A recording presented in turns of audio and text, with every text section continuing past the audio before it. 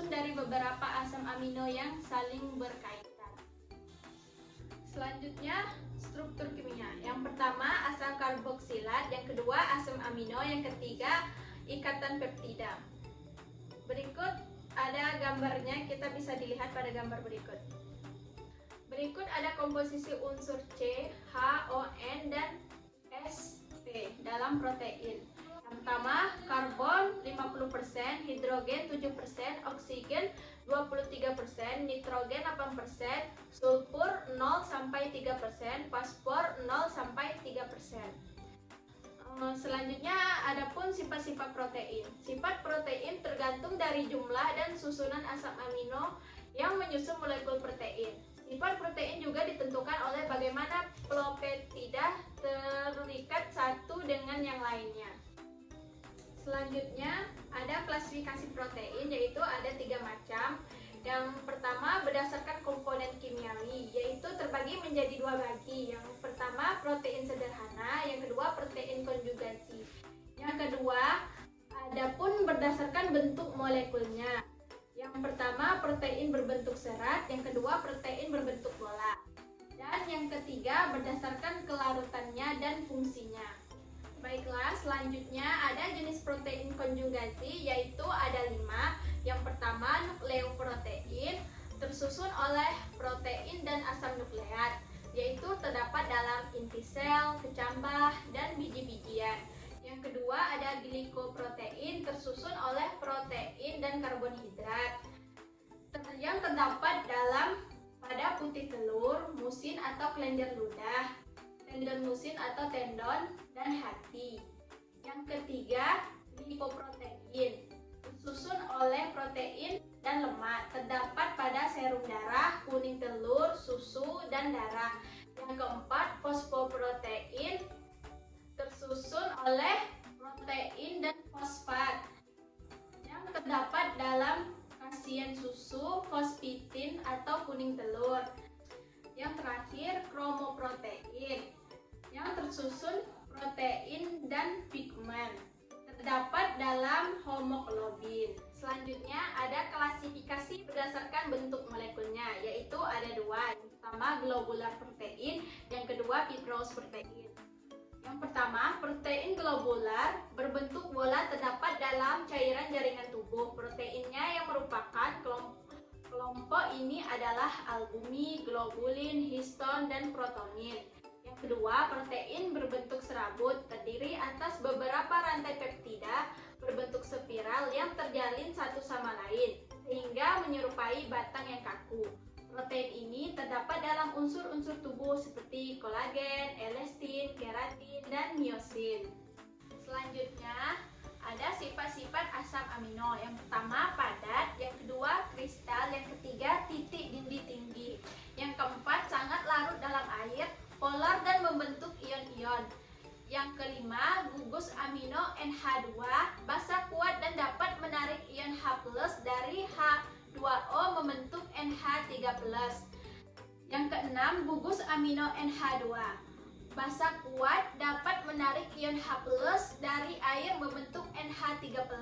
Yang ketujuh, gabungan asam amino dirangkai oleh ikatan peptida.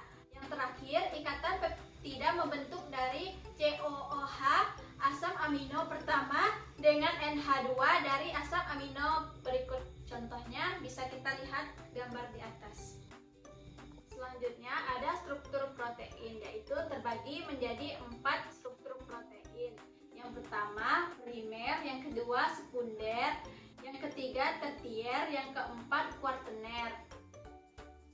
Yaitu selanjutnya ada fungsi asam amino. Yang pertama, sintesa protoplasma dalam sel. Yang kedua, perbaikan jaringan-jaringan yang rusak. Yang ketiga, penyimpanan protein. Yang keempat, sintesa asam empedu. Yang kelima, sintesa hormon.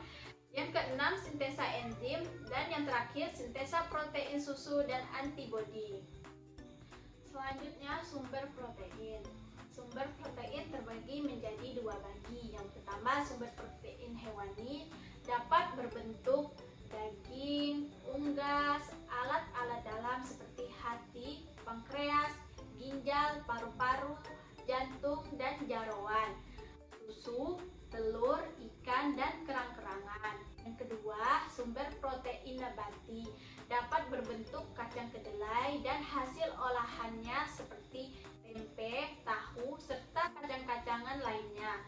Selain itu, serealia juga merupakan sumber protein meskipun kandungannya sangat kecil. Selanjutnya, adapun penyakit berhubungan dengan protein, yaitu ada dua bagi. Yang pertama akibat kekurangan protein, yang kedua akibat kelebihan protein. Akibat kekurangan protein yaitu terbagi menjadi tiga bagi. Yang pertama, kekurangan protein murni pada stadium berat menyebabkan kwashiorkor pada anak di bawah 5 tahun. Yang kedua, kekurangan protein sering dijumpai bersama dengan kekurangan energi yang dikenal dengan penyakit marasmus. Dan yang ketiga, sindroma gabungan antara dua jenis kekurangan ini dinamakan energi protein malnutrition atau kurang energi protein atau kurang kalori protein. Yang kedua, akibat kelebihan protein ada tiga. Yang pertama, protein secara berlebihan tidak menguntungkan tubuh. Yang kedua, kelebihan asam amino memberikan kerja ginjal dan hati yang harus metabolisme dan mengeluarkan kelebihan nitrogen. Yang ketiga, kelebihan protein dapat menimbulkan asidosis, dehidrasi, diare, kenaikan amoniak darah, kenaikan urium darah, dan demam. Selanjutnya, ada kebutuhan protein pada tubuh manusia. Yang pertama, untuk orang dewasa membutuhkan 1 kg berat badan membutuhkan 1 gram protein per hari. Yang kedua, neonatus prematur atau bayi lahir prematur. Bayi prematur butuh lebih banyak protein untuk tumbuh. Yang ketiga, usia 0-1 tahun. Bayi usia 0-1 tahun butuh 2,5 gram protein tiap kilogram berat badannya. Yang keempat, usia 2-13 tahun. Anak usia 2-13 tahun butuh antara 1,5 sampai 2 gram protein per kilogram berat badannya. Yang kelima, remaja. Remaja membutuhkan 1-5 gram protein per kilogram berat badannya.